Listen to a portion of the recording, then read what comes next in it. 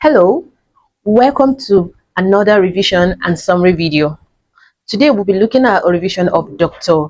Jekyll and Mr. Hyde. A revision on them. We'll be looking at the theme, the characters, the quotes and quotations, and the context as usual as we look at it.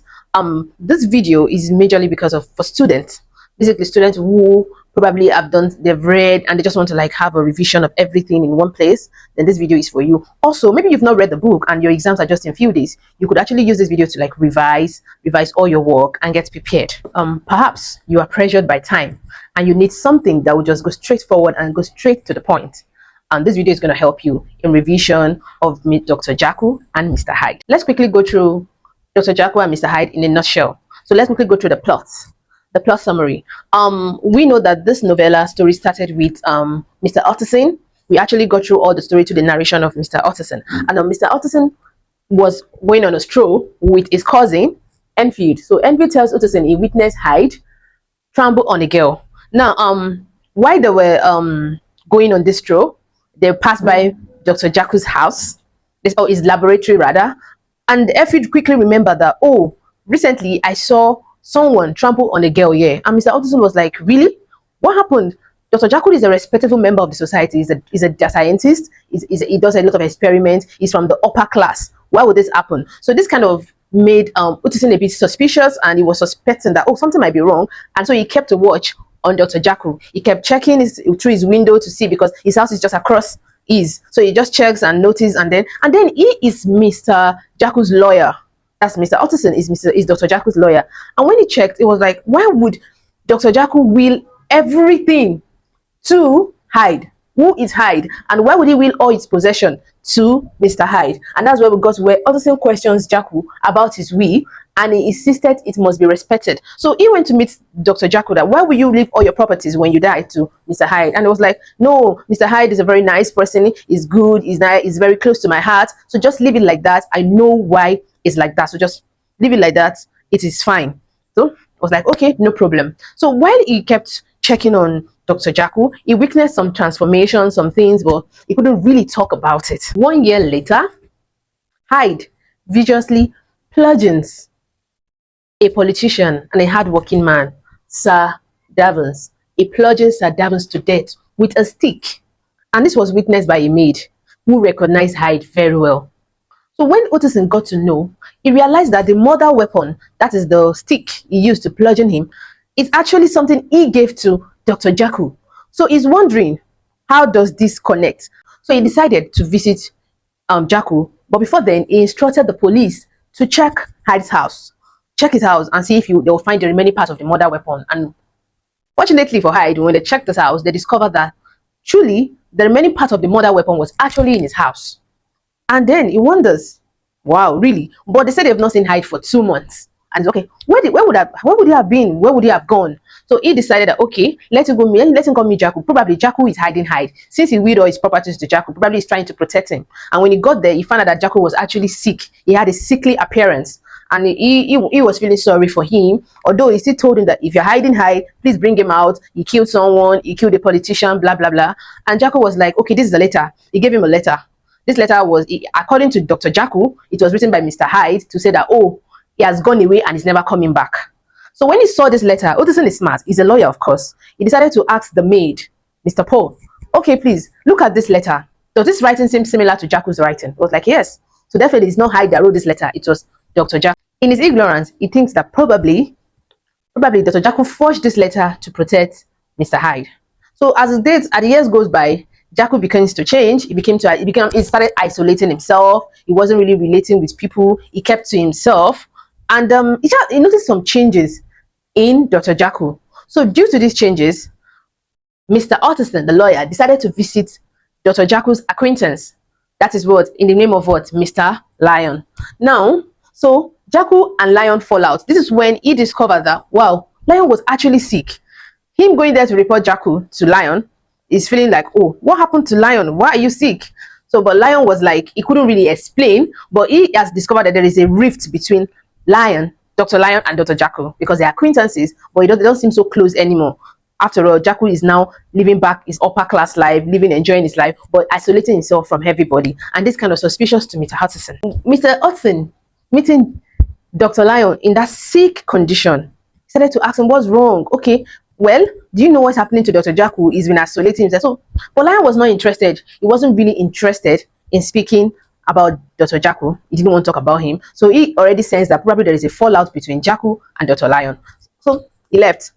Thereafter, Dr. Lyon died, but he left a letter with a strict instruction that this letter shouldn't be opened until Dr. Henry disappears. Dr. Henry Jekyll disappears totally from the scene, from everything. Then Lyon can read it. And Hutchinson actually agreed and he complied. So instead of opening this letter, he kept this letter in a safe. After this incident, Mr. Paul, which is the maid to the Dr. Jekyll, he quickly came to meet Hutchinson that please, something is going on. Something is going on. There's going to be a struggle, a bit of a struggle in Dr. Jekyll's lab. Please come, let's check. So when they got there, they discovered what was happened, and then they discovered a second letter.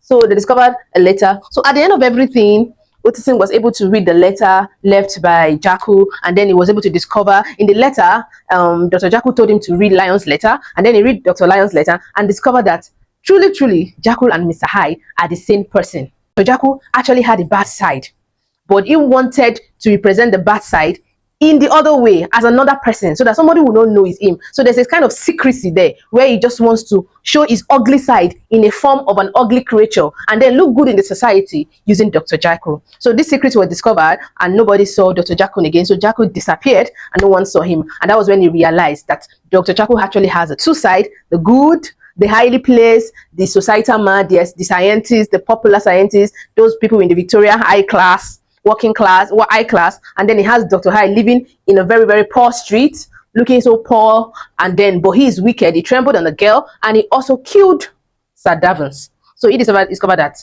Dr. Jekyll was actually living a double life. The genre of Dr. Jekyll and Mr. Hyde, and this genre is typically a gothic. We have gothic fiction, we have uncanny supernatural, we have dark atmosphere, and large cast. It usually features a lot of uncanny supernatural, which could be scary or terrifying, kind of gothic, kind of scary, kind of terrifying, to depict the kind of scientific and supernatural things going on at that time. So stories then at this time were more of gothic fiction. Of pathetic fallacy were being used there. That is using weather to reflect the tone and the mood of a novella, and this was really used in Dr. Jekyll and Mr. Hyde. It also features large castles. Yes, Dr. Jekyll is the one that had a large castle. He usually stayed in a large castle, and it was on the other side of London where the rich and the highly placed people were. So it kind of opposed to where Mr. Hyde was staying as an ugly creature. So he was poor, so he was staying the other side. But Dr. Jekyll was staying in a very large, beautiful castle that you could actually see it and notice. You can't pass through Dr. Jekyll's lab or house without noticing that.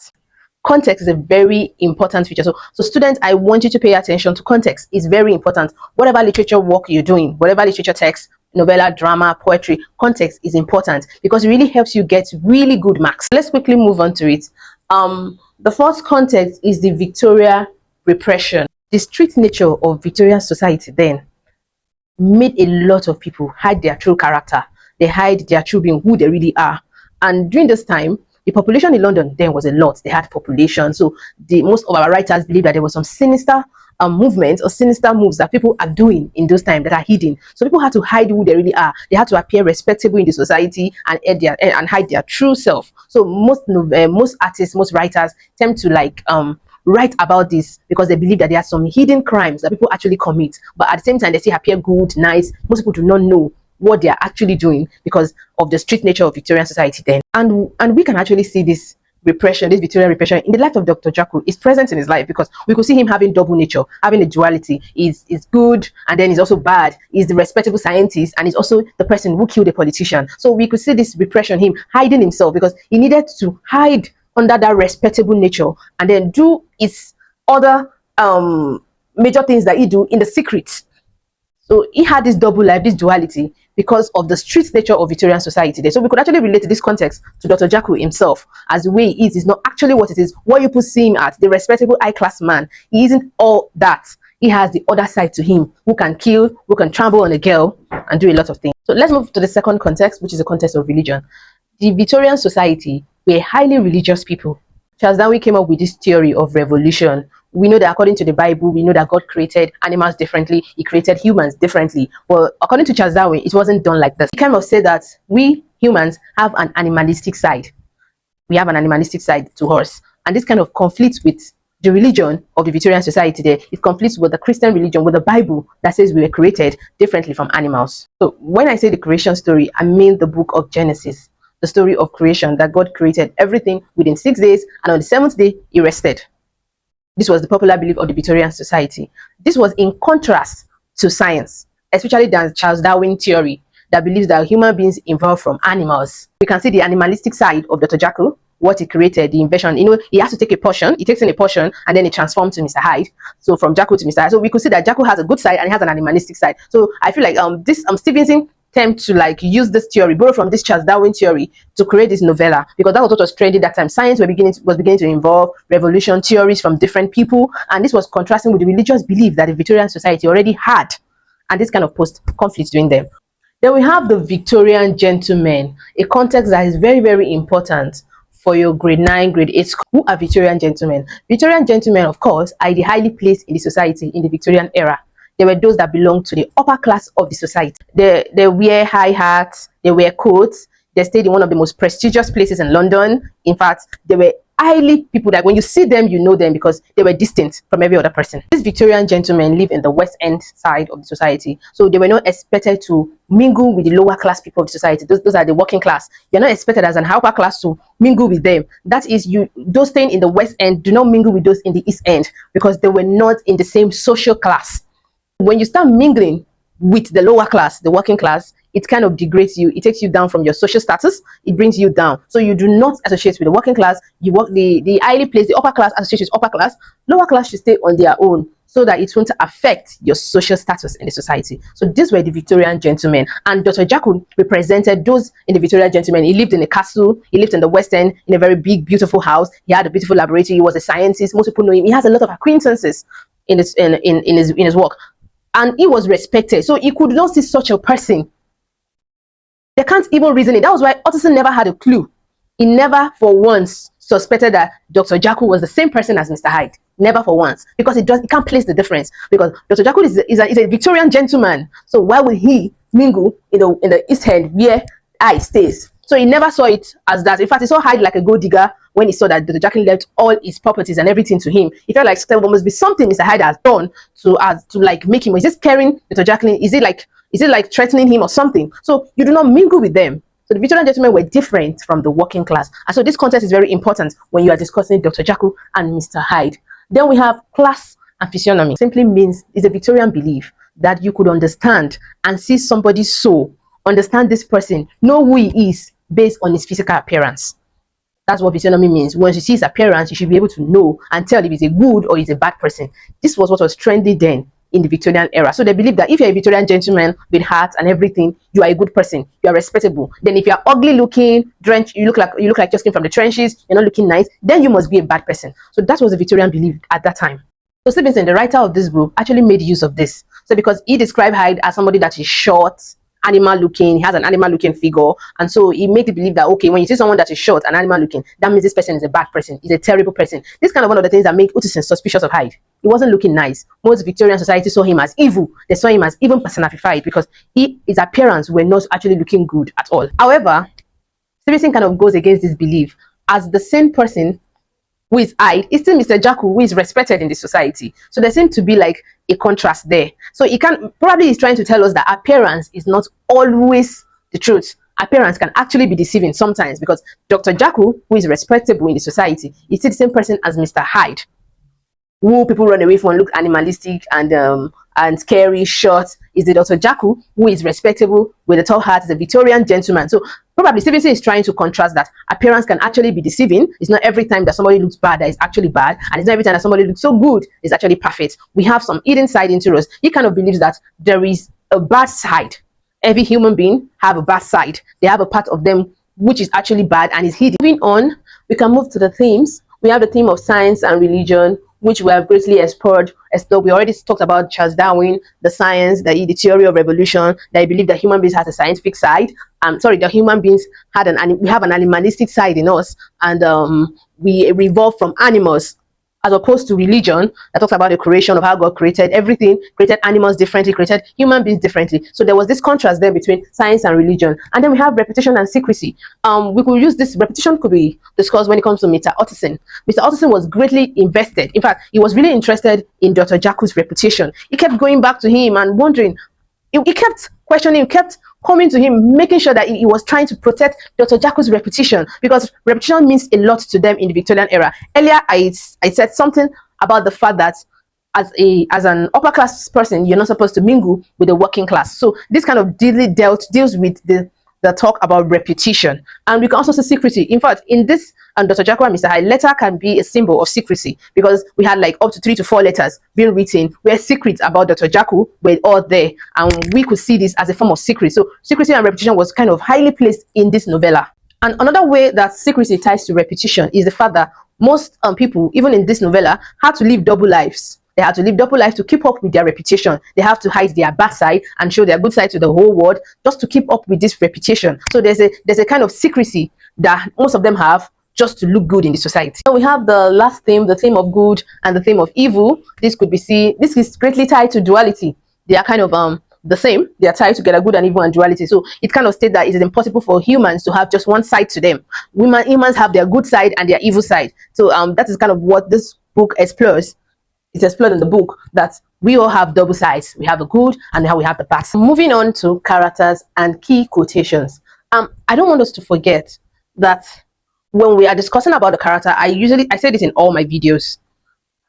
You know, in your exams, you are either going to be faced with a character question or a theme question, or whatever you were doing, whether a theme or a character question. Please follow the character all through to the end. Tell us what happened to the character at the beginning. Who is this character at the beginning? What are his attributes? How can you describe this character at the beginning? And then take us to the end. How has your character changed? What are his experiences? What is he? Was he good before and now is he bad? You need to follow your character all through to the end. Please do not forget. So we have the characters and quotation. So of course, our first character is Dr. Henry Jekyll, who at the beginning was seen first as a great scientist. He was a scientist who have acquaintances. He's good with inventions. He does potions, chemicals. He's a respectable member of the society. He was a modern Victorian man. He's well-mannered. He's a religious and intelligent man. So he is religious and is intelligent. Of course, he's highly intelligent. To create such a potion that could transform him to Mr. Hyde wasn't something that someone who is not intelligent can do. So he's basically an intelligent, but he's respectable. He's a scientist. He tries a lot of experiments. Him and Dr. Lyon and Dr. Jekyll were great scientists. Although Dr. Lyon had a more moral and more respectable person. He's not the type of person that likes to try. He knows some experiments that are taboos and he doesn't touch them. But Dr. Jekyll was highly interested in showing his other side, but he wants to hide it. He has other side to him. He doesn't know how to bring it out without ruining his reputation. So instead of ruining his reputation, what did he do? He decided to create a potion that can transform him to Mr. Hyde. So we have that. So, but at the beginning, what can we say about him? First, we knew that he became sickly, he became erratic, he was unpredictable, he was isolated, he tried to avoid people. He changed towards the end because it looks like Mr. Hyde was beginning to take over his body. Mr. Hyde was becoming more powerful than him. He couldn't control his invention anymore. So this kind of made him erratic, unpredictable, and kind of isolate himself from people. And this led to his fallout between him and Dr. Lyon and so many of his acquaintances. So we could say, and we have some quotations from him. The first quotation is, "Man is not truly one, but truly two." This quotation kind of tell us that, exhibit is trying to tell us that this relates to the theme of duality, trying to tell us that men have two sides to them, the good and the evil side. And this quotation ties to the letter he left behind. In the letter that Dr. Jekyll left behind, he said that man is not truly one, but truly two, kind of relating to the duality and the side that we have an animalistic side to us, and we have the good and the civilized side to us. So this time, then we have the second quotation, "My devil had been long caged, he came out roaring." So we see Dr. Jekyll admitting here that he has suppressed his other side for too long, and now he's ready to explode. He's ready to bring out that other side of him in the form of it's uncontrollable. He became sporadic. He became so bad that he himself could not even control it anymore. He became erratic and explosive. So this is where he admits that. Then we have expression of object. So this expression of object terror kind of represents Mr. Hyde, showing that Mr. Hyde is really terrifying, is scary, is evil, is animalistic. That side of Jekyll that has been suppressed is out and is terrifying. It's a monster. It's not anything good. It's evil, pure evil. Juggernaut. This kind of describes Mr. Hyde's appearance, showing that he's animistic, is evil, and it kind of shows that most of his actions are less involved. They are mostly driven by instinct. So then we have trampled calmly. Of course, it's an oxymoron because trampled and calmly are two contradicting words, and this kind of suggests is lack of emotion, is feeling for the little child that he trampled on. That little child that he trampled on, he has no feelings, he has no emotions for that child. It shows his detachment from conscience or even feelings. This kind of shows Hyde's complete lack of guilt for humanity. No guilt, no compassion, no feeling for humanity. And then we move on to the lawyer, Mr. Gabriel John Utterson, who narrated this novella, narrated the story. We heard all the story from his point of view. So at first, we know that Mr. John Utterson is a respectable lawyer in the society. He has a good reputation. He kind of even cares for his friend. He's a loving person. He tolerates others. He's a respectful lawyer. He's discreet. He keeps secrets. And you see him, he keeps to his words. When Lion told him to keep the letter and not show anyone or not even read it till Dr. Jekyll is dead or gone, he actually respected that. He respected everything. And he also respects Dr. Jekyll's decision. He didn't try to alter the will or anything. He just tried to investigate. We could see him as a very inquisitive and a good lawyer because he investigates, is very, very, very conscious of everything that happens around him. And he kind of think he's suspicious of everything. He wants to find out things. So we see him as he's loyal to his friend. He's loyal to Dr. Jekyll. He's loyal to Dr. Lion. He's loyal to everybody. His acquaintances. He's loyal to them. So we have words like rugged countenance. Tells us how Mr. Utterson is. The way he looks very serious. He looks very practical. Even when you see Mr. Utterson, he's a serious and practical man. That's how. So this kind of depicts Mr. Utterson's reserved nature. Then we have Dr. Lion, the acquaintance of Dr. Jekyll. He's a hearty person. He's respectable. Of course, he's respectable. He's a conventional scientist. He follows the rules. He doesn't exaggerate. He doesn't even try to play God. In fact, when him and Dr. Jekyll had an physical alteration together when they had a conflict was because he wasn't agreeing with the kind of portions and experiments that Dr. Jekyll was doing. He found it as unscientific. He found it bad. He didn't see that. It felt like somebody was playing God and he was against this. And this is one of the things that when he saw Jekyll transformed, he had to fall sick and died because it was unbelievable to him. It was overwhelming to him. But Lion experienced the transformation for real. He was there when he transformed, and because he couldn't wake up from that incident, he can't get it off his head. He fell sick and he had to die because the transformation was unbelievable to him. He couldn't take it. So we have quotes like hearty, healthy gentleman. Kind of further explain the kind of person he is. He's a gentleman. He doesn't go against scientific rules. He was totally against what Dr. Jekyll was doing. He knows the conventions of science and he knows his limitations. So we have another one, unscientific bladderdash. Unscientific bladderdash. This also is his way of him going against the scientific work that Dr. Jekyll is doing. He was practically against it. He saw it that it was unscientific. He saw it that this is him trying to play God and this was wrong. Basically shows how he was totally against Dr. Jekyll's experiments. This shows his total disapproval of it. He saw it as an unscientific bladderdash. He saw it as an horrible experiment. Also complete with science and the supernatural. The science, he saw that this was going beyond limitation and he was totally against it. So if you know all of this, you can use this to revise and this will help you for your exams. We have other characters in the novella as well that are also important. Although they're not as important as the main characters, they won't give you questions on these characters. You can always relate them when you are giving your answers. You can talk about them when you are giving an explanation for either a character question or a theme question, but they won't be the main focus. Your main focus will be the characters of Dr. Jekyll, Mr. Hyde, probably Mr. Lion or Mr. Utterson, but they won't actually be major. You won't get major questions on them, but it's also important for us to know their contribution in the novella. So we have Mr. Enfield. We already talked about him earlier. Mr. Enfield is the cousin to Mr. Utterson. He was the one who witnessed Hyde trample on a girl. Remember? And he told Mr. Utterson, and that kind of rose the suspicion in him. That kind of sound weird. That how would this happen? We also have Sir Davos. That is also the politician. We talked about this earlier. That Hyde bludgeons. Remember, he bludgeons him. He killed him with a stick. That's a politician. And then we have Mr. Paul. Mr. Paul is the maid to Dr. Jekyll. He was the one who informed Utterson about the altercation or conflict that was going on in the lab with Dr. Jekyll. He couldn't understand it. He was also the one who recognized the handwriting, and also we informed Mr. Utterson that something is going on in the lab. Please come and check it out. And that was when they discovered the letter that Jekyll left behind, where he talks about what happened, and asking Mr. Ottison to go read Dr. Lyon's letter that he kept in the safe, and then he was able to read it, and they were able to discover Dr. Jekyll's secret, that it was actually Mr. Hyde, and there was a portion it takes to transform to Mr. Hyde. So these characters are also paramount if you want to use them while you're answering your questions. And so, till we see next time on another revision, take care.